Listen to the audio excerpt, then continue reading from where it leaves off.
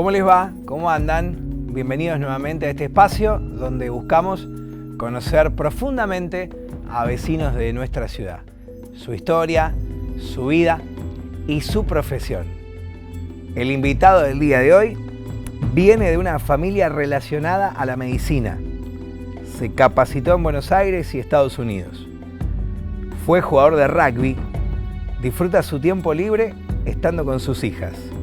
Es cirujano, especialista en trasplante y referente del Incucay. Hoy en Silencio, por favor, nos visita Osvaldo Fofa Campi.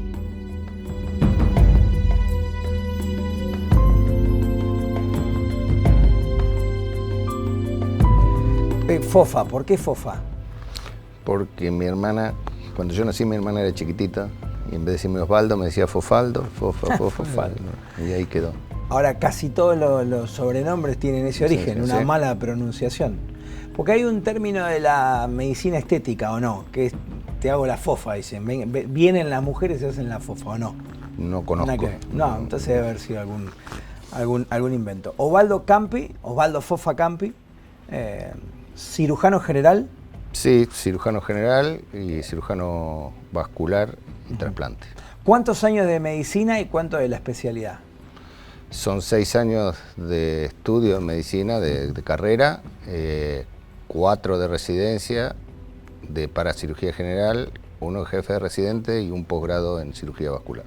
O sea, unos 12 años de formación tenés, o más. Digo, 12 años si lo hubieras hecho perfecta, pero pues tardaste más. Sí, porque después hice un posgrado en Estados Unidos de 2 años más. O sea, unos 14, 15 años de formación. 6, 10, 15 años, 14, 15 años. Yo siempre digo que el médico es un ser especial por varias cuestiones. No digo distinto, tienen características que tenemos el resto de los humanos. Pero ese es un punto muy especial, el de la paciencia, la prestancia, el recibirse en 15 años, o sea, poder estudiar esa cantidad de tiempo, más allá que ustedes empiezan a laburar igual, ¿no? En algún momento. Una vez que se termina la carrera, empieza la residencia, es un trabajo en el cual uno tiene que aprovechar el sistema para poder capacitarse y después las especializaciones, a medida que uno se va adelantando en la formación, el apoyo es menor, la responsabilidad es mayor y el cobro también es mayor, ¿no? Bueno, pero ya con la residencia ya se empieza uno a pagar sus gastos, digamos, a hacerse independiente. Uno en sí los sistemas de residencia te alcanza para vivir porque tenés poco tiempo para vivir también, fuera del hospital, poco tiempo para gastar, sí, te alcanza para subsistir. Es una profesión con un poco de esclavitud, que se entienda bien, ¿no? El término que estoy utilizando y para qué lo quiero utilizar. Pero, digamos, son muchas horas de laburo, ¿no?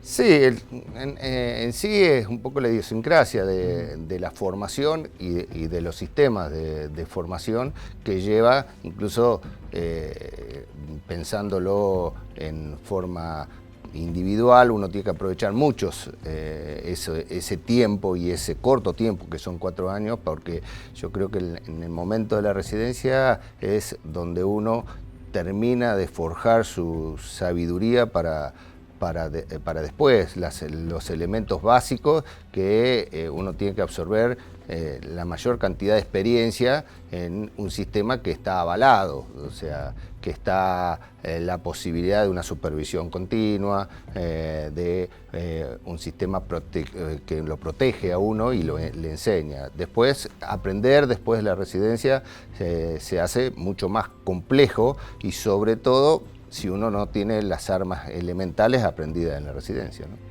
¿Vos te acordás a qué edad o en qué momento y por qué dijiste que ibas a ser médico? No, yo creo que desde muy chiquito dije que iba a ser médico. Probablemente por influencia familiar, pero sí, no recuerdo otra carrera que haya pensado para hacer. ¿Cómo está formada esa familia? Mi padre médico, mi madre profesora de matemática, mis 2 hermanas, una médica y otra odontóloga, mi hermano, y mi señora kinesióloga y mis 3 hijas. Inevitable, ¿no? Digo esto de la familia y la influencia.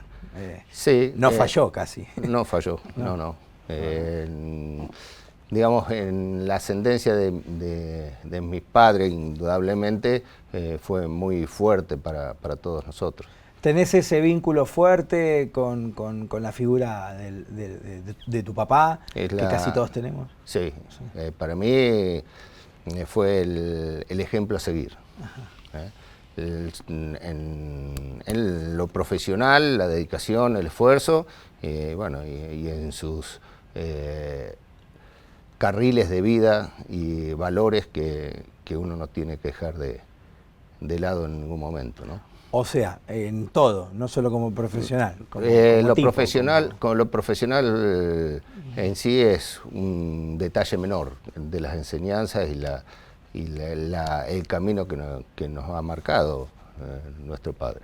Hay un momento donde uno siente que se recibe de médico, y no me refiero al diploma ni a la última materia, un momento donde hay nerviosismo, donde está en juego la vida, donde uno todavía es joven, en esa etapa que hablabas de la formación y donde uno aprende también para protegerse.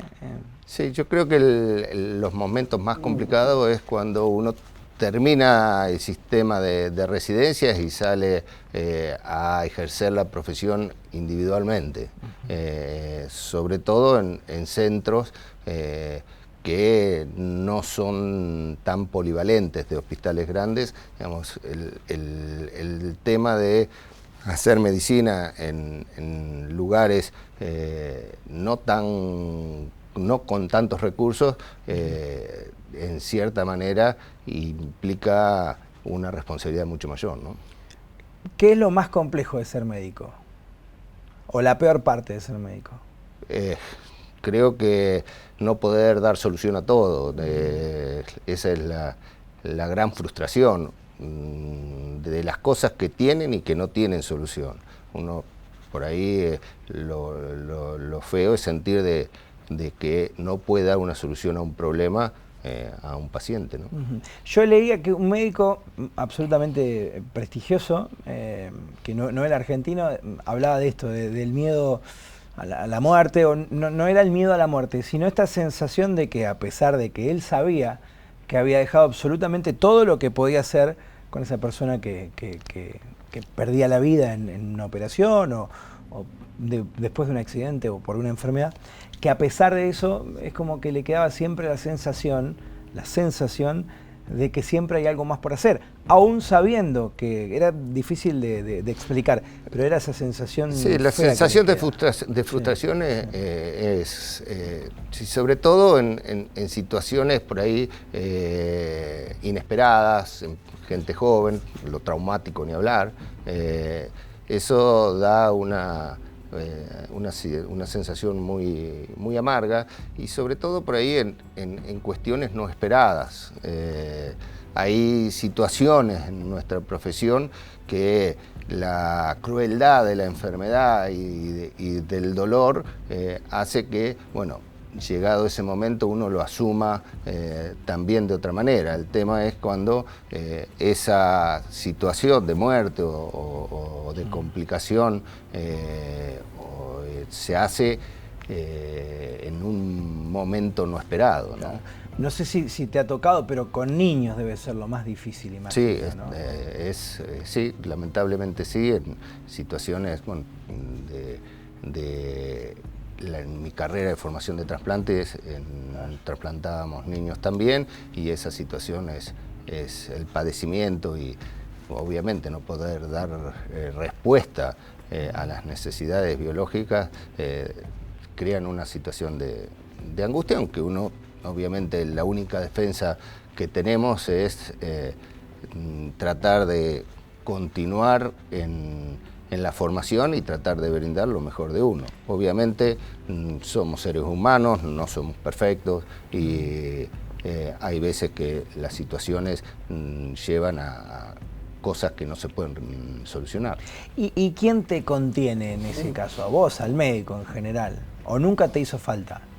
No, sí, mi familia, mis amigos, un poco el ejercicio de la medicina nos va poniendo un poco más duros, que no quiere decir que no lo sintamos y no asimilemos el golpe, ¿no?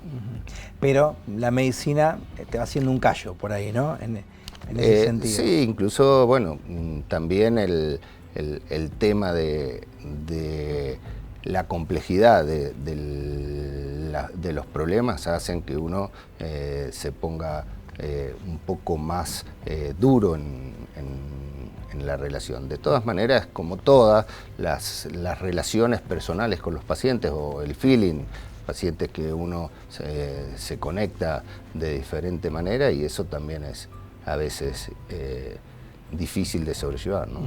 Y lo mejor es la antítesis, imagino, que es el dar vida, el renovar las esperanzas de poder vivir, el mejorar, después de una operación difícil salir adelante. Sí, obviamente es lo lindo o las satisfacciones que da esta profesión de saber íntimamente de que, bueno, en aquellos casos que no se le pudo brindar, en muchos más sí se puede brindar, y uno sabe de que ciertas situaciones y ciertas personas tienen un futuro diferente por el quehacer de cada uno, ¿no? De nuestra profesión.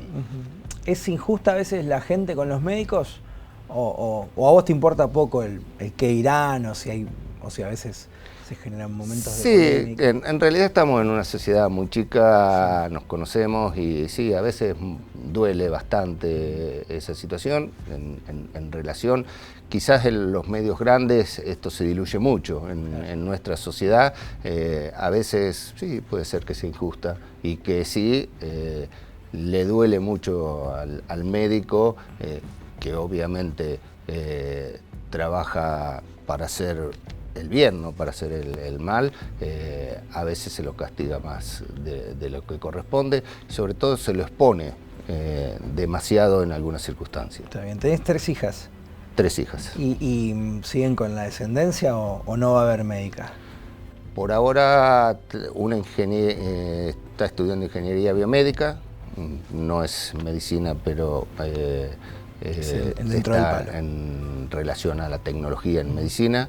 La Malena, que es mi segunda hija, va a estudiar, está haciendo el ingreso para hacer ingeniería química y para hacer luego ingeniería en alimentos. Y Clara, que es la más chiquita, todavía no tiene definido su carrera. Estamos conociendo un poco más de lo que ya conocemos de Osvaldo Campi, de Fofa Campi, médico cirujano de la ciudad. Vamos a hablar de algunos otros aspectos también en un ratito.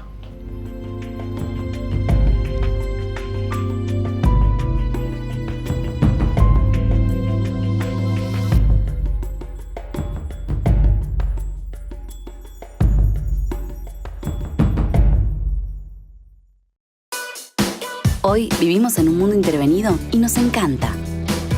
Porque sabemos que cuando intervenimos algo, lo mejoramos, lo hacemos más divertido. Nos fascina festejar este nuevo poder que la tecnología y la conectividad nos dieron a todos. Por eso intervenimos el comercial.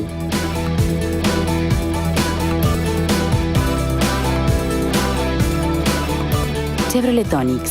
Cuando intervenimos, somos conectados. Chevrolet. Find new roads.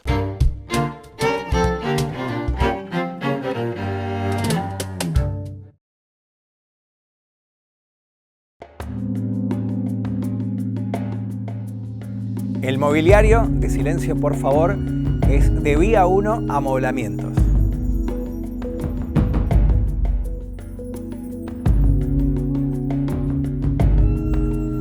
Fofa Campi es sinónimo de medicina, de cirujano, pero de trasplantes. ¿Qué es el INCUCAI?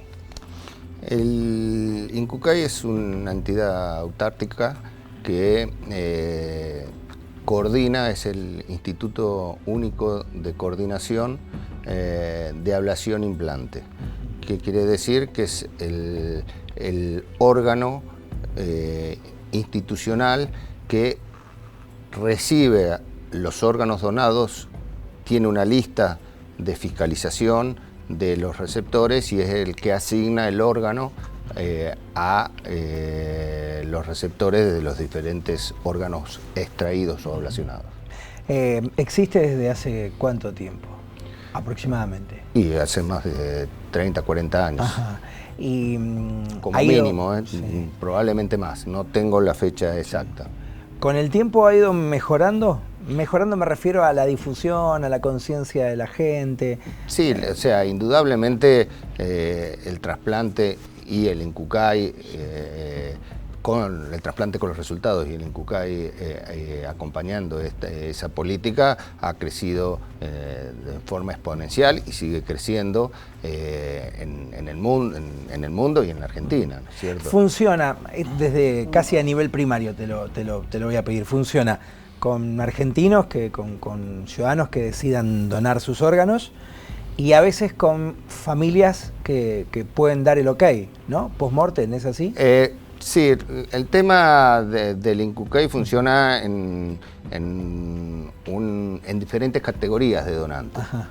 Donante cadavérico, que se entiende como donante cadavérico, aquel que dona con los órganos parados, con el corazón parado. Bien. Eso hace que los órganos no tengan circulación y la viabilidad de los tejidos, de los órganos sea reducida a la viabilidad de los tejidos. O sea, en ese caso se pueden donar córneas, piel, hueso, son tejidos. Hay algunos protocolos de extracción de órganos posparo, que se llaman el cadavérico, con resultados todavía complicados. Ajá. Y el trasplante de órganos es cuando el órgano está vital, o sea, que es aquel donante que tiene muerte cerebral, que el cerebro está destruido y que el corazón sigue latiendo y le da vitalidad a los órganos. Esa situación hace que se puedan trasplantar órganos funcionantes, corazón, pulmón, páncreas, hígado, intestino, riñones. Ese es el que a veces genera alguna indecisión familiar, ¿no? Y es con la esperanza de... Exactamente, es la situación más compleja porque uno entra a terapia intensiva y ve al cadáver con el tubo, el respirador funcionando y el corazón con latido. La situación es que al morir el cerebro no hay posibilidad de revertir el camino hacia el deceso, que es de un tiempo acotado y se mantiene gracias al desarrollo de prácticas de terapia intensiva y de medicación y de sostén que hace que pueda seguir con vitalidad algunos órganos por un tiempo variable dependiendo de las afecciones. Hay donante vivo también, ¿no? Hay donante vivo, que son aquellos donantes que voluntariamente donan un órgano que puede ser un riñón, una parte del hígado, una parte del pulmón, para otra persona, que implica una ablación en una persona sana que puede seguir viviendo luego de esto. Una definición técnica práctica de la palabra ablación. Ablación quiere decir extirpación, la extracción del órgano en condiciones óptimas para poder ser trasplantado, que no es una situación sencilla. O sea, por ahí uno, el folclore de la extracción de órganos en la vía pública, las situaciones técnicas para poder extraer un órgano que pueda ser implantado en condiciones de viabilidad médica, no son sencillas, no se puede hacer en cualquier lado, ni tampoco lo puede realizar alguien sin un entrenamiento específico para eso. ¿Esto funciona bien en el país o como todo podría funcionar, o como casi todo podría funcionar mejor? Como todo puede mejorar, sí, y todo tenemos que pensar que tiene que mejorar. Obviamente ha mejorado mucho en los últimos años y un poco va mejorando en relación a los resultados que exponen los trasplantes, y la concientización de la sociedad al ver que pacientes en nuestra sociedad cambian su calidad de vida por esa situación. Entonces la difusión son los buenos resultados que lo vemos en nuestra sociedad cotidianamente. ¿Vos sos parte de esto cómo? ¿De qué forma? Lo decidís, pero además te invitan primero a ser parte de este tipo de ablaciones y de ser... Porque en La Pampa sos sinónimo de órganos, donación, vida, campi, digamos. No, el tema de la ablación, o sea, el trasplante y la ablación de órganos es una de las pocas cosas en medicina que está muy reglamentada. Ajá. O sea, para ser ablacionista hay que estar habilitado específicamente para eso, y para trasplantar también uno tiene que tener, aparte de los títulos, algunos requisitos específicos de especialidad de trasplante, y a su vez lo muy bueno que tiene el INCUCAI, el trasplante, es que se rehabilitan cada 2 años en base a los resultados. Ajá. Si uno empieza con un programa de trasplante y no tiene los resultados dentro de los estándares aceptados internacionalmente, no lo vuelven a rehabilitar en los próximos 2 años. Entonces, es una de las pocas cosas en la medicina que está fiscalizada y que se fiscalizan los resultados estadísticos, y que hay un sistema dentro del INCUCAI, que es el SINTRA, que es un sistema nacional, en el cual tenemos la obligación de incorporar todos los procedimientos, todos los resultados, y ellos pueden auditar, por decirlo de alguna manera, nuestro accionar médico. El trabajo de ustedes. O sea. De todos los médicos en trasplante. Sí, sí. Cosa que en pocas otras especialidades o actividades médicas se realiza. Yo puedo operar muchas vesículas, pero nadie me audita cuántas complicaciones tengo, cuántos andan bien, cuántos andan mal. Esa situación es muy interesante como para tener en cuenta. ¿Y es estresante también o no? No. A vos no te estresa ese control. Está bien. No. Nosotros las entrevistas las cerramos con todos los entrevistados igual o muy parecida, con una especie de ping-pong. Pero quiero aprovechar en este bloque para sacarte un poco de la medicina y hacer un repaso cortito por alguna otra cuestión. ¿Jugaste al rugby o estoy equivocado? Jugué al rugby, sí. ¿Cuánto tiempo?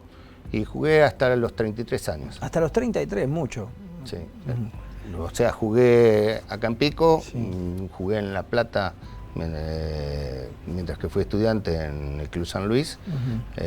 Después, durante la residencia, abandoné todo, y cuando volví a jugar acá en Pico. ¿Y algún valor de esos que el rugby suele dejar o el deporte suele dejar, vos sentís que lo tomaste para la vida? Totalmente. El rugby es un deporte que a mí me llenó mucho, me enseñó mucho, y sobre todo me dejó valores de amistad que muchos de mis compañeros no nos vemos todos los días, no nos llamamos por teléfono, pero todos sabemos que estamos en el momento que nos necesitamos.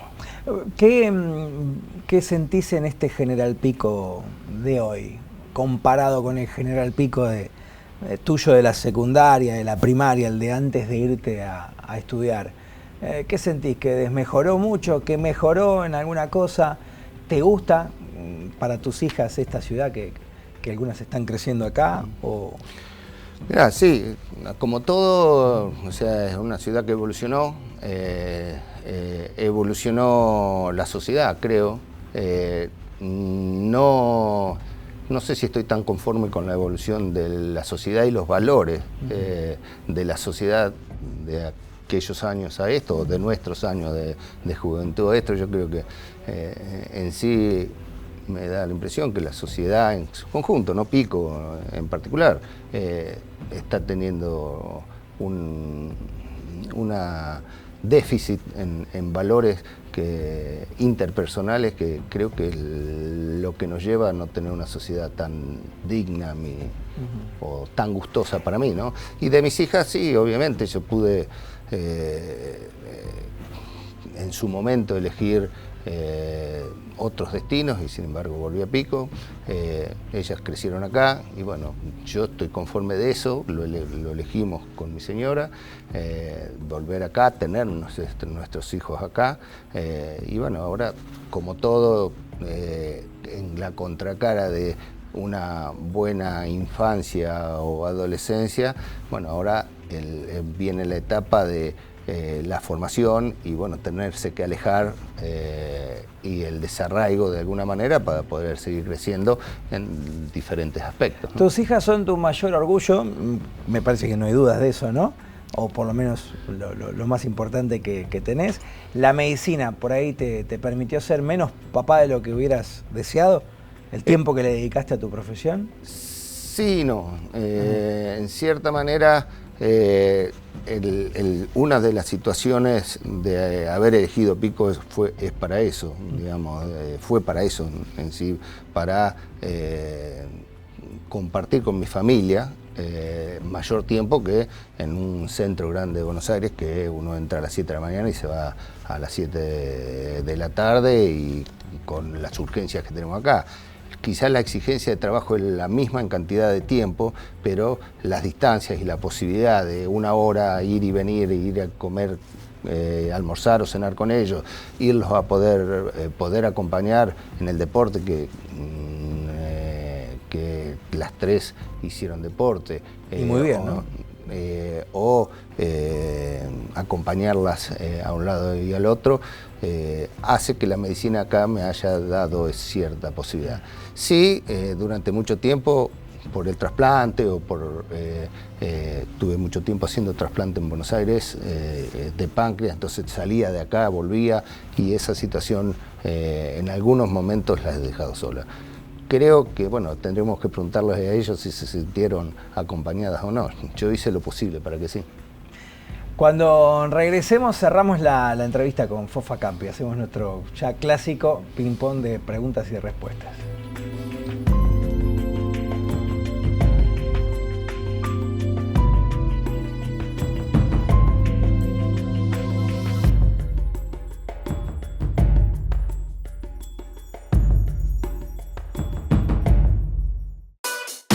Hoy vivimos en un mundo intervenido y nos encanta. Porque sabemos que cuando intervenimos algo, lo mejoramos, lo hacemos más divertido. Nos fascina festejar este nuevo poder que la tecnología y la conectividad nos dieron a todos.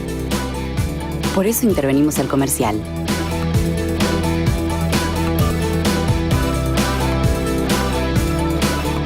Chevrolet Onix.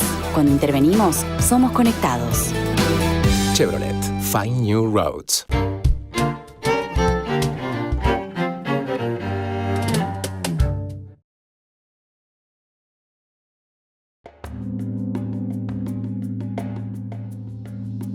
El mobiliario, de silencio por favor, es de Vía 1 Amoblamientos.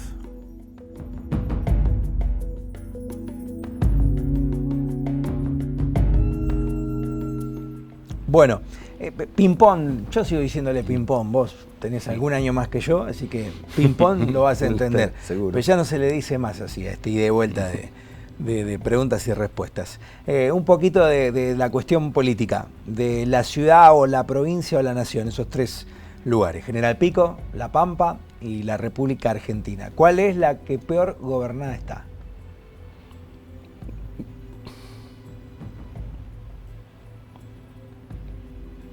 Tengo que pensar ¿Valen un dos, poco. valen tres? Mira, yo en la política no es por no dar una opinión, no tengo mucho.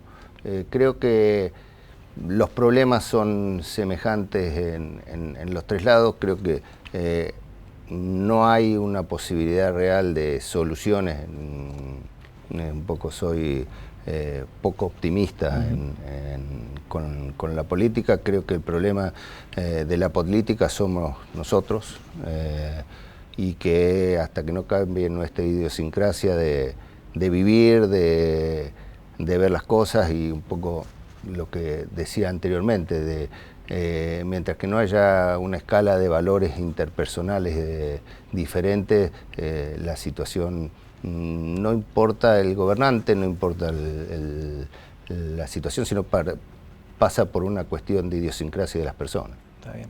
¿Te conformó alguna vez algún gobierno o un dirigente político? Por ahí individualmente sí, o sea, yo creo que las personas, yo creo que el sistema no termina de cerrar por una sucesión de malos manejos en situaciones intermedias, que hace que sea poco probable, a mi entender, y con poco optimismo, que esto cambie definitivamente para un progreso en conjunto de todos. Yo creo que las personas y los individuos puntualmente son todos aceptables. Uno puede tener más o menos afinidad, pero creo que son buenas personas. El tema es que el sistema, y sobre todo el sistema de corrupción institucionalizado en el quehacer del argentino, hace que siempre le busquemos la vuelta por el lado que no corresponde. Y esto ya no es ping-pong. No importa.